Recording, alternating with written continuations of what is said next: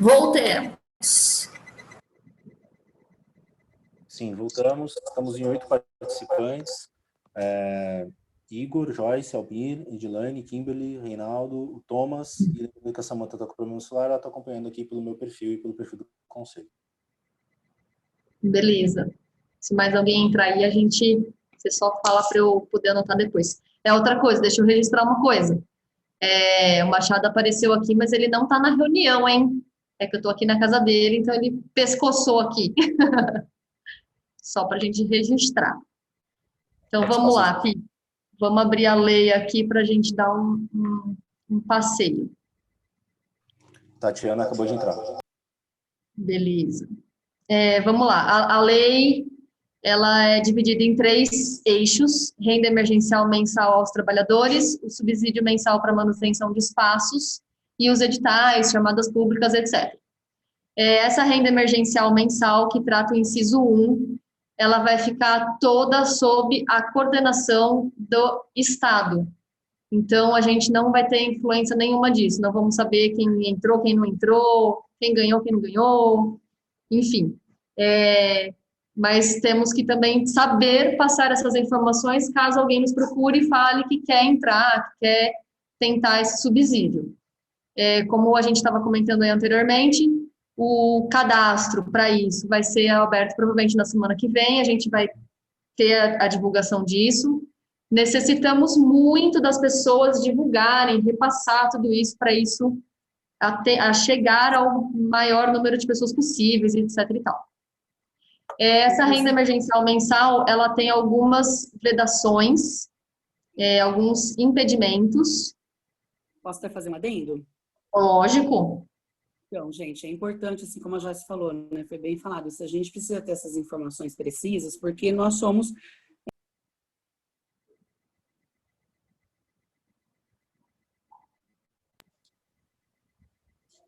presidente, vocês enquanto conselheiros, todos temos essa incumbência, né, querendo ou não, então pode chegar até vocês. Para mim, já chegou ligação de pessoas com dúvida que tem o cadastro emergencial do início do ano e a intenção dela é desistir desse cadastro para que agora ela, sabendo do cadastro de artista, ela tenha essa possibilidade. Eu orientei que não, é o risco que corre.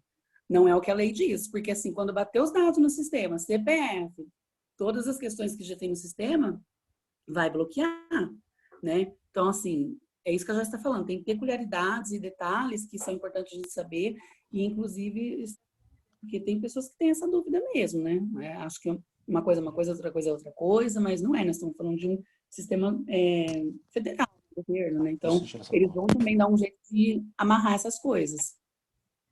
Isso. Eu também fui abordada, uma pessoa me questionando sobre isso, se seria possível. Eu orientei a mesma coisa. Eu falei, primeiro, é arriscado. O fato de você desistir do auxílio emergencial da Caixa não tem nenhuma segurança dizendo que você vai ser aprovado para receber o Aldir Blanc inciso 1. Segundo, a hora que fizer o cruzamento de dados, porque a plataforma é a mesma, que é aquela, como é o nome? É da Caixa, eu não lembro bem exatamente qual é, mas é a Joyce sabe. O do DataPrev?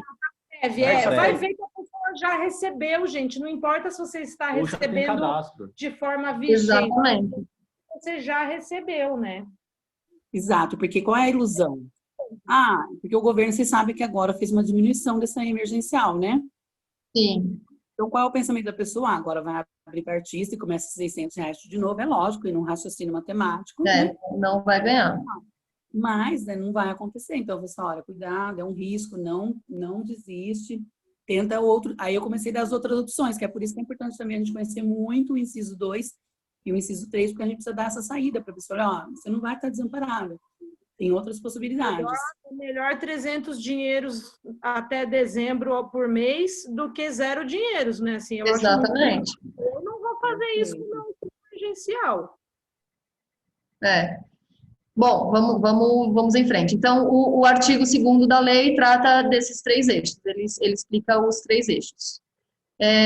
Dizendo, depois o artigo 3º, ele fala aqui da destinação desse recurso, que ele vai para o Estado, para o município.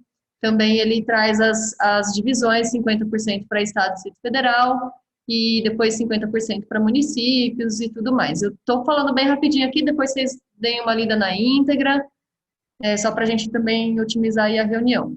Depois ele traz aqui no parágrafo 1º que os municípios terão prazo de 60 dias contados do recebimento do recurso. Isso aí depois eu vou tratar um pouquinho mais lá na frente, que a gente já tem o nosso plano de trabalho já organizado, graças a Deus.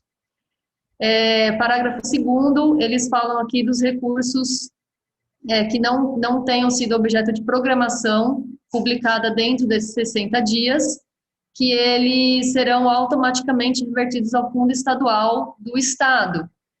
Lembrando que todo o dinheiro que não for utilizado, ele retorna para o Estado, só que aí ele não vai ser mais destinado à cultura, ele cai no Tesouro Geral e aí ele vai ser destinado para qualquer outra coisa.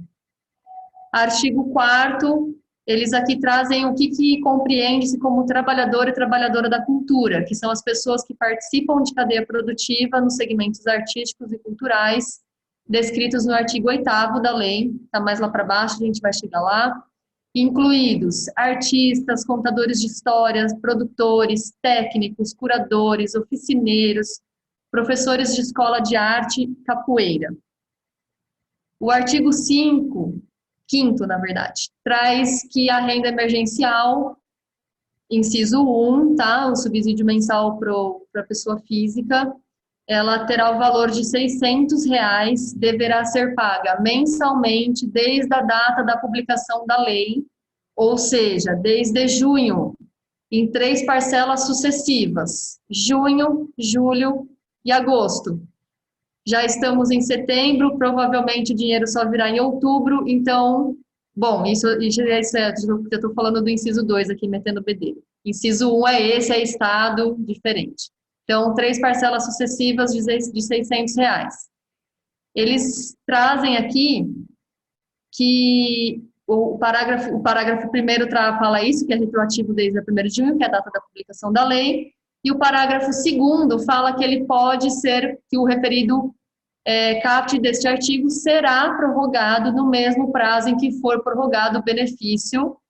Eu falo da Caixa para todo mundo diferenciar, né? Mas tem um número de lei e tal certinho para aquele outro benefício. Então, se ficar estipulado que vai pagar até dezembro, esse benefício da Lei Aldir Blanc também vai até dezembro.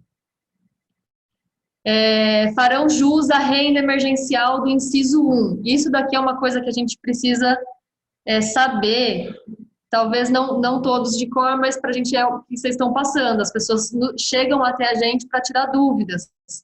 Então, é muito importante que a gente saiba, ou pelo menos fala, tem uma lei, tem um regulamento, entra aqui que você vai acompanhar e tal. Dá esse suporte. O que não pode, o que a pessoa não pode fazer que ela vai perder? Ou as suas obrigações. A pessoa tem que ter atuado social ou profissionalmente nas áreas artísticas e cultural nos 24 meses anteriores à data da publicação da lei. Ou seja, a lei foi publicada em junho de 20, junho de 19, junho de 18. Ela tem que ter essa comprovação de que ela atuou nesses 24 meses anteriores à data da lei. Outra coisa, não pode ter emprego formal, não pode ter registro em carteira. Se tem, não tem o porquê meter o bedelho numa renda emergencial se você tem um emprego formal, se você ganha o seu salário. Não pode ser titular de benefícios previdenciários ou assistencial, seguro-desemprego, aposentadoria. A única coisa que pode é se a pessoa ganha Bolsa Família. Bolsa Família não tem problema, pode solicitar que vai passar. A renda sobre a lógico. Lembro que no começo do ano eu cedi a EMAIC da Zona Norte para receber as pessoas que fariam cadastro naquele momento, e a Bolsa Família, naquela ocasião, funcionava assim, eu ganho R$60 de Bolsa Família. Automaticamente, essa pessoa, pelo estar cadastrada no programa, ela não precisa nem fazer o cadastro, ela já vai ter, né, esse adicional para chegar nos 600. Pelo menos era assim no começo do ano. Agora, como é caso de artistas, acho que vai ter que fazer esse cadastro, reconhecer essa pessoa, e aí, tem Bolsa Família também, acrescento, já vira tudo 600, pelo que eu me lembro, tá? Uma dúvida Ah, aí. legal, já acredita no próprio cartão da pessoa. Isso. Legal. O inciso 4º, renda familiar Acho que a Samanta mensal estava com uma dúvida. Uma dúvida. Manda lá. Aí, na hora que você estava lendo essa anterior, que falou que a pessoa não pode ter esse cadastro, esse benefício, aí você citou aposentadoria, pensionista do INSS, a pessoa do inciso 2 também não pode estar recebendo o auxílio emergencial da Caixa? Não, no inciso Eu 2, no inciso 2 nós vamos falar dos espaços culturais.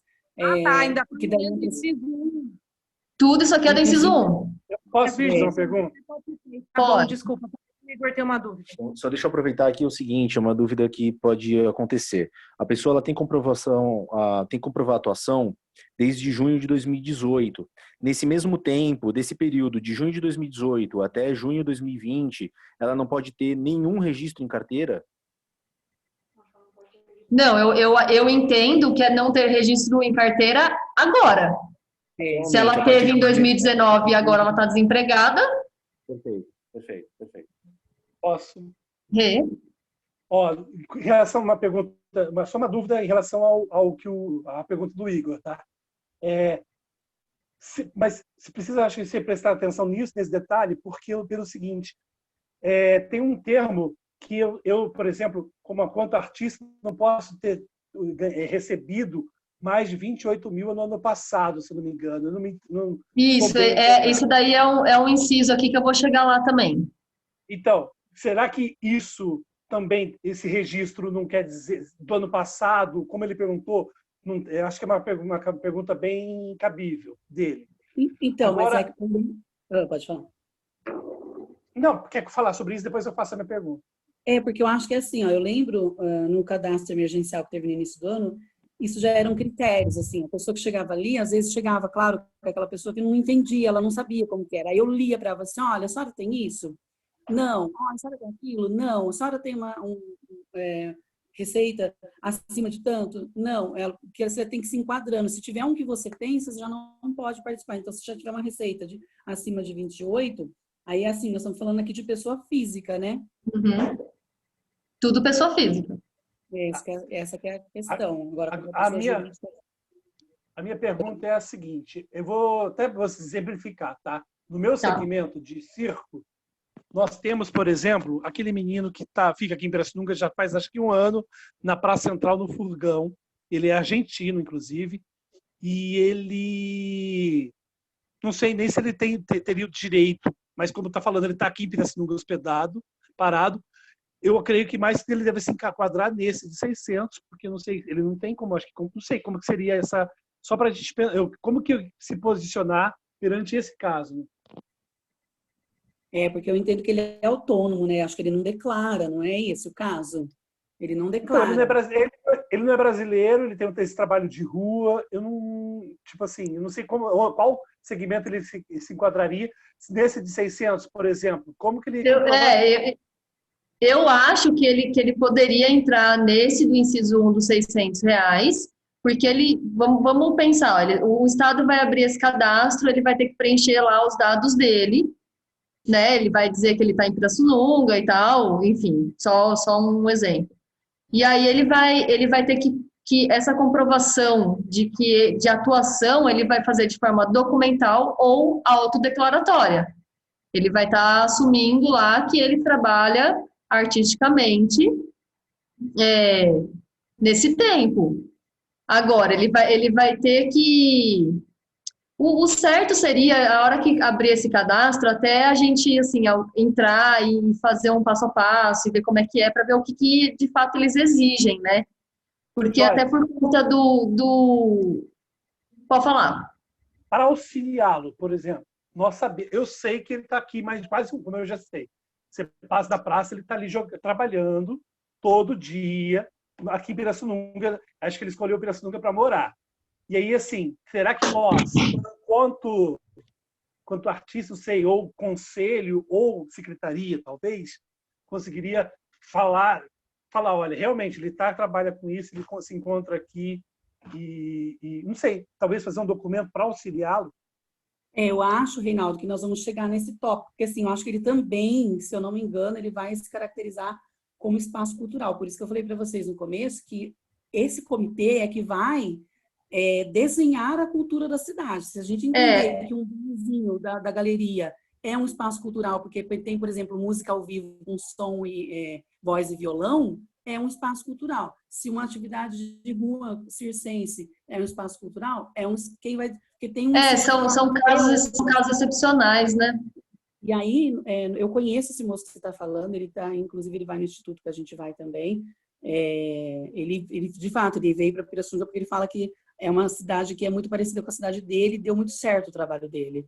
Então, assim, é uma pessoa que está morando aqui, né? Então, eu acredito que nós vamos ter que chegar nessas pontas, mas acho que nós vamos falar disso mais no inciso 2, que inclusive eu até falei com o Igor hoje, da gente pensar no movimento que vai acontecer e que nós vamos falar depois também, que aí nós vamos contar com vocês, conselheiros, assim, tipo... vamos voltar onde nós estamos. Vamos voltar, mas nós vamos fazer um raio-x e identificar essas pessoas e lugares. Isso. Vamos lá. Só para a gente não desvirtuar no 2 e eu parar aqui no 1. Ter renda familiar per capita de meio salário mínimo ou renda familiar mensal de até 3 salários mínimos, o que for maior. Isso também vai ser um critério. Não terem recebido no ano de 2018 rendimentos tributáveis acima de R$ 28.559,70. Isso é para quem teve lá, declarou imposto. Estarem inscritos em pelo menos um dos cadastros previstos no artigo 7º dessa lei.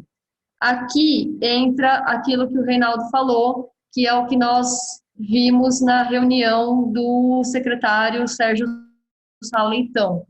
Ele disse que os cadastros vão abrir e a pessoa vai ter que Ele falou muito por exemplo, a cidade que fez o seu cadastro municipal. A cidade que fez o seu cadastro municipal, algum ser humano que tem acesso a esse cadastro vai ter que passar todas essas informações para o Estado. E, faltando informações das coisas que eles vão exigir, o artista vai ter que ir lá e complementar essa inscrição. Então, assim, eu continuo batendo na mesma tecla. Sugiro abrir o cadastro, todo mundo cadastra novamente, independente se tem cadastro no ponto de cultura, ali ou aqui. Eu sou meio Caxias, eu acho que abriu lá, faz lá, não tem problema nenhum. E todo mundo que eu puder orientar de fazer o cadastro desse, acho o melhor, assim, enfim. Não serem beneficiários do auxílio emergencial da Caixa. Então, aí também, acho que a grande maioria da dúvida do pessoal é essa, né? Ganhou lá e quer mudar, não vai ter como, né, gente? O recebimento da renda emergencial está limitado a 2 membros da mesma unidade familiar. A mulher provedora de família monoparental receberá 2 cotas da renda emergencial. Só para eu complementar aqui, os cadastros que ele cita lá atrás são o Cadastro Estadual de Cultura, Municipal de Cultura, Distrital, Cadastro Nacional de Pontos e Pontões de Cultura, Sistema Nacional de Informações e Indicadores, Sistemas de Informações de Cadastros de Artesanato e outros cadastros, enfim. Então, quem tem algum cadastro desse, vai ter que necessariamente se cadastrar ou complementar as informações para o cadastro da Lei Aldir Blanc. E aí a gente depois aqui no artigo 7º, a gente cai no inciso 2. Alguma dúvida, alguma outra sugestão a respeito do inciso 1? Não, segue. Ok? Então, vamos para o nosso inciso 2, que é o artigo 7. Eu estou lendo só a lei, tá, gente? Eu não tô nem com um regulamento aberto. Ô, Almir, Oi. se você puder ficar com o regulamento aberto, aí você vai me complementando. Então, eu estou tendo uma dúvida, porque eu estou com um decreto do Diário Oficial da União e os meus números são diferentes do seu. O meu subsídio mensal vai no artigo 5º. Será que eu estou com... Esse Qual que é artigo? o... Você está com a lei? É, o decreto 10.464, de 17 de agosto. Não, lei, eu estou lendo a lei 14.017, eu estou lendo a lei Aldir Blanc. E esse que eu estou na mão, então, é o decreto do que? A regulamentação? É a regulamentação. Ah, então beleza, eu estou com ela mesma. Então, fechou. Que aí você vai acompanhando e você vai intervindo aqui nas complementações. Tá, só fazer um adendo. Gente, Pode. agora é uma parte principal que a gente precisa muito de vocês. Eu vou até fazer um apelo em nome meu e da Joyce. A gente tem esmerado nesses dias assim, de tentar puxar, entender e identificar, interpretar, porque essa parte 2 e a parte 3 é o que nós vamos ter mão para identificar a cultura da cidade, quem são esses pontos, quem são essas pessoas, e o que é que nós vamos poder propor para elas oferecerem de produto para, né, a coisa andar. E aí é aqui que vai entrar a criação do comitê, tá? Porque daí nós vamos ter que regulamentar isso daqui tudo direitinho dentro da perspectiva do município, tá? Mas aí vamos ler, a gente vai entendendo, depois eu e a Joyce faz a proposta que a gente tem. Vamos lá, Joyce.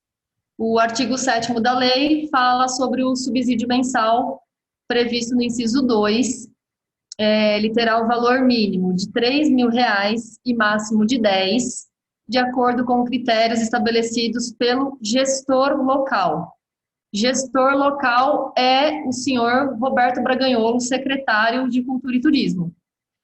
E aí entra o nosso comitê. O nosso comitê vai ser para auxiliar o Braga / secretaria na tomada de decisões, para não ficar uma coisa centralizada só na secretaria. Depois a gente volta a falar disso. Vamos lá, vamos seguir. Farão jus ao benefício deste artigo os espaços culturais e artísticos, microempresas, pequenas empresas culturais, organizações culturais comunitárias, cooperativas e instituições culturais com atividades interrompidas que devem comprovar sua inscrição e respectiva homologação em pelo menos um dos cadastros. Aí ele traz aqueles cadastros que eu comentei com vocês agora há pouco. O Estado vai abrir também cadastro para os nossos espaços. Então, assim que sair isso, a gente vai chamar todo mundo, vamos explicar como vai funcionar. Então, não se preocupem em fazer cadastro em qualquer lugar que seja, porque vai abrir. Então, fiquem tranquilos, a gente vai cadastrar todo mundo que nos procurar, obviamente. Parágrafo 2º. Serão adotadas as medidas cabíveis por cada ente federativo, enquanto perdurar o período de que trata o artigo desta lei, para garantir preferencialmente de modo não presencial inclusões ou alterações no cadastro de forma autodeclaratória e documental que comprovem funcionamento regular. Tranquilo até aqui, né? Parágrafo 3º. O benefício somente será concedido para a gestão responsável pelo espaço cultural, vedado o recebimento cumulativo, mesmo que o beneficiário esteja inscrito em mais de um cadastro referido. Ou seja, se ele tiver um cadastro do Estado e um municipal, ele vai receber uma vez só, né? Porque ele tem 2 cadastros, ele vai receber 2 vezes. Ou seja responsável por mais de um espaço cultural. Então, se ele, por exemplo, tiver um espaço aqui, gente, isso aqui eu discordo desde sempre, mas se ele tem um espaço aqui no centro, um espaço lá na Zona Norte, ele vai ter que optar por um, porque ele não pode ser responsável por 2. Eu achei isso o fim, porque se tem 2 espaços, tem 2 gastos, 2 aluguéis, 2 tudo, é surreal, enfim. Tem algum adendo aqui dessa parte, Almir? Não, eu estou acompanhando aqui, ela segue isso mesmo. Então, fechou. O artigo 8º, ele traz aqui o que se compreende como espaços culturais. Espaços culturais são todos aqueles organizados e mantidos por pessoas, organizações da sociedade civil, empresas culturais, organizações culturais comunitárias, cooperativas, instituições culturais com ou sem fins lucrativos, que sejam dedicados a realizar atividades artísticas e culturais, tais como... aqui tem uma lista gigantesca de coisa, algumas coisas a nossa cidade não possui, então eu vou só ler mais ou menos o que a gente tem certeza que ou não tem. conhecemos, né? Ou não conhecemos. Ou não conhecemos. Então vou ler tudo, vai rapidinho. 1. Pontos e pontões de cultura. 2. Teatros independentes. 3. Escolas de música, de capoeira e de artes e estúdios, companhias e escolas de dança. 4. Circos. 5. Cineclubes. 6. Centros culturais, casas de cultura, centros de tradições regionais. 7. Museus comunitários, centros de memória e patrimônio. 8. Bibliotecas comunitárias. 9. Espaços culturais em comunidades indígenas. 10. Centros artísticos e culturais afro-brasileiros. 9. Comunidades quilombolas. 12. Espaços de povos e comunidades tradicionais. 13. Festas populares, inclusive o Carnaval e o São João, e outras de caráter regional. 14. Teatro de rua e demais expressões artísticas e culturais realizadas em espaços públicos. 15. Livrarias, editoras e sebos. 16. Empresas de diversão e produção de espetáculos. 17. Estúdios de fotografia. 18. Produtoras de cinema e audiovisual. 19. Ateliês de pintura, moda, design e artesanato. 20. Galerias de arte e de fotografias. 21. Feiras de arte e de artesanato. 22. Espaços de apresentação musical. 23. Espaços de literatura, poesia e literatura de cordel.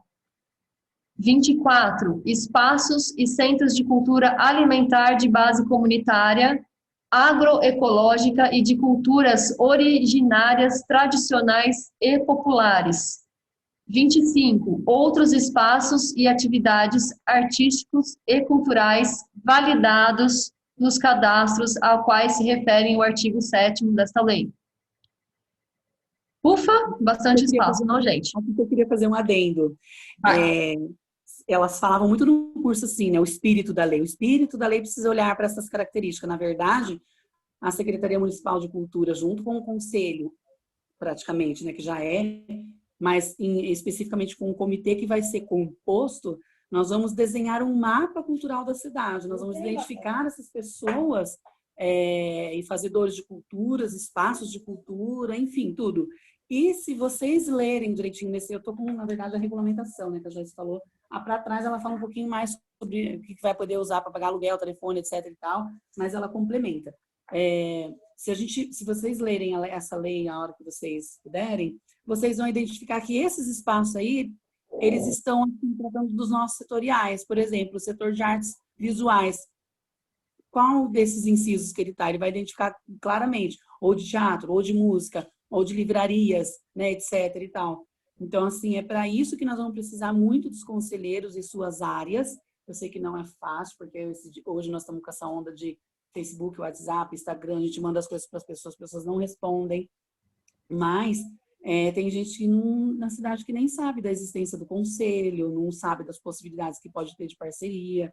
Por exemplo, eu tenho amigos nossos que às vezes me chamam e desconhecem muitas coisas em relação a essas leis. O PROAC, por exemplo, que é um fomento cultural que dá dinheiro para você produzir coisa. Então, assim, é agora que nós vamos conseguir fortalecer essa linguagem, né, e expressar isso. Então, assim, é de grande importância que vocês conheçam esse artigo. Aí com você, aqui comigo é o 8º, Joyce. Qual que é com você aí? Oi? Esse artigo que fala dos espaços, comigo é o 8. 8º. 8º. É o 8. Então, é isso. Aí é importantíssimo. E aí, por que eu estou falando isso para vocês? É claro que eu, enquanto Almir, enquanto signatário da pasta de teatro, vamos dizer assim, como que eu vou saber quantos músicos tem na cidade, quantos artistas plásticos tem na cidade? Não vou saber, posso conhecer alguns, mas não sei todos. E aí que nós vamos contar com os setoriais de fazer esse filtro, né? Esse, sei lá, aspirador de artistas, né? Vamos buscar onde eles estão, né? Os espaços, de repente, por isso que eu falei para a Joyce, ou não conhecemos os espaços que tem, né? Estou me lembrando do sebo como que chama ali na Duque mesmo? Sebo Imperial. Sebo Imperial e aí tem a livraria lá embaixo na 15, né? Isso. Corimbatá. São exemplos, gente, que a gente, assim, quem vai dizer que, de fato, a papelaria Corimbatá é porque ela vende livro, ela promove contação de história. Quem vai dizer isso é a regulamentação que nós, comitê, vamos colocar na cidade, e aí a pessoa se inscreveu, esse próprio comitê vai homologar. Sim, é isso mesmo, eles são um espaço cultural aqui da cidade. Se a gente não colocar isso, eles não vão ser identificados. Então, esse aqui, para mim, é muito importante, né? Assim, a gente identificar essas pessoas e lugares. E festas também, né? Porque também não conheço toda festa de rock, festa de roça, tem folguedos, folia de reis, não sei, tem gente que vai conhecer muita coisa. Seguimos? A lei ela é muito ampla. Estou muito falante hoje. E é o que vai acabar fazendo a regulamentação disso, é isso? Exatamente.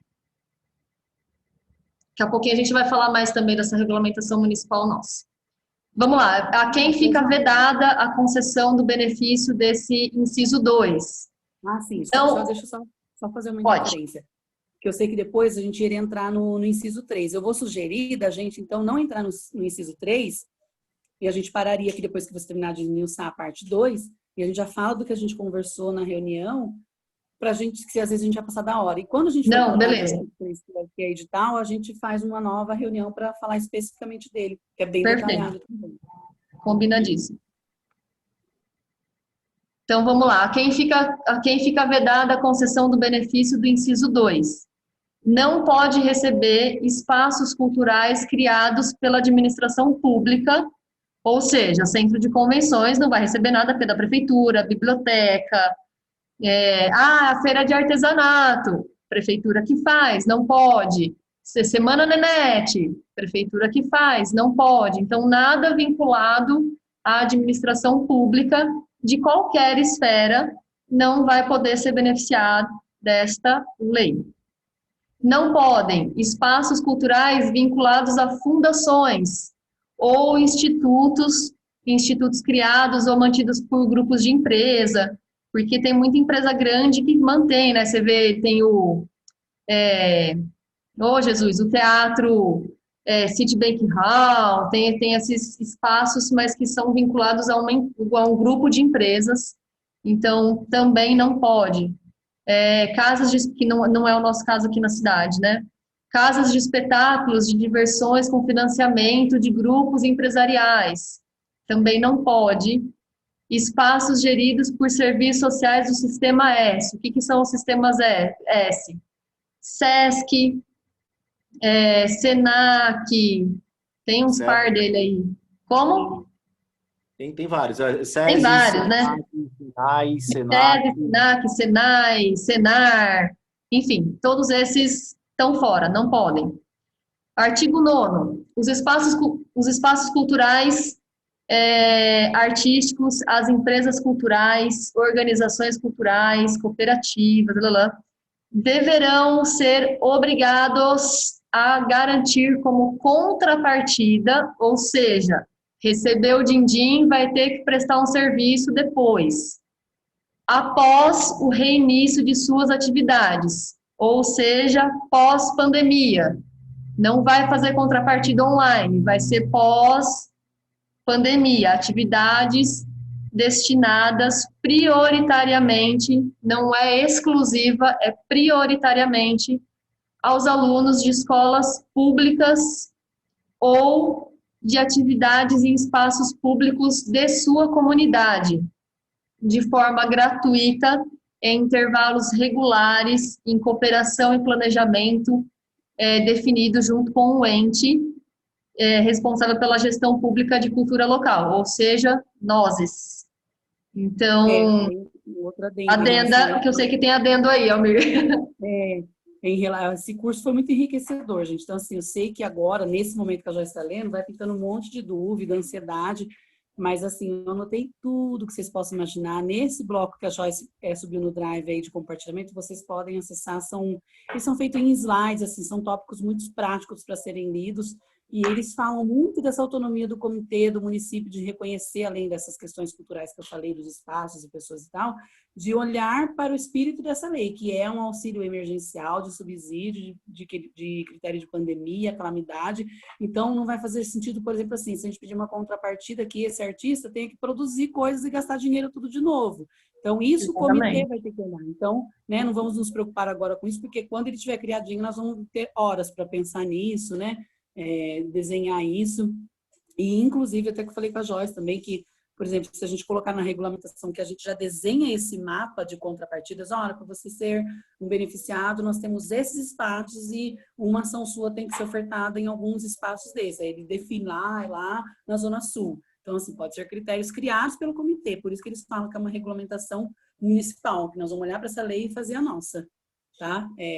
Só um adendo mesmo. Posso tirar uma dúvida? Pode. Nesse arquivo que você subiu, vários arquivos, enfim, essa pasta do Google Drive, em algum momento tem explicado, só para eu não tomar tempo da reunião, até para eu saber para mim e para saber para poder canalizar para outras pessoas que tenham a mesma dúvida. O que esse dinheiro que entra do inciso 2, ele pode ser usado e para o que ele não pode ser usado? Do tipo, o que ele pode pagar para esse local, para essa festa, sabe? Ele pode ser usado para e não pode ser usado para. Estou perguntando porque a grande maioria das pessoas que tem um espaço cultural, né, tem o seu lucro, o seu subsídio, não vou nem chamar de lucro, né? Porque, enfim, acaba sendo para pagar a conta também.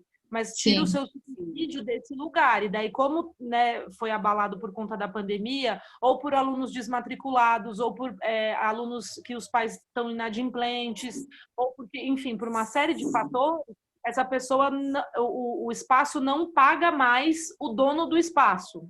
Então, eu precisava saber se tem nessa lista ou nesses documentos algo que esclareça sobre com o que pode ser utilizado essa verba, esse dinheiro. Sim. O Sam, tem na regulamentação, tem uma pastinha só escrito Regulamentação Federal, lá no parágrafo 2 do artigo 7º tem o que pode ser gasto, porque eles falam assim, que são gastos relativos à manutenção da atividade cultural. Vou até ler para vocês o que está escrito na regulamentação. Aqui, ó, os gastos relativos à manutenção da atividade cultural do beneficiário poderão incluir despesas realizadas com internet, transporte, aluguel, telefone, consumo de água e luz e outras despesas relativas à manutenção da atividade cultural do beneficiário. Aí aqui a gente viu. Pode falar, Almir, pode falar. Não tem assim, ele não fala e nem desfala que assim, eu posso pagar professores, eu posso pagar, porque se a atividade depende ali de pessoas que têm que estar ali para que a coisa aconteça, ela tem que ser paga, né? Então, aqui na lei, ela não fala, fica em aberto. Então, assim, tem muitas coisas que nós vamos, inclusive, poder recorrer ao jurídico, pelo que eu entendi no curso, né? Assim, eles depois, em algumas outras lives que a gente viu, eles dizem que a gente pode pagar professor também. Só que aí a gente entra numa questão assim, que é onde o comitê vai ter que ter muita responsabilidade em decidir essas coisas, porque tudo isso a gente vai precisar delimitar isso no regulamento municipal. Então, eu entendo que a gente pode pagar o aluguel, isso, aquilo, outro.